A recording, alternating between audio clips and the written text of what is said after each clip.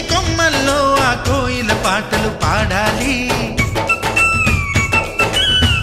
చుట్టాలు పక్కాలొచ్చి కమ్మని విందులు చెయ్యాలి.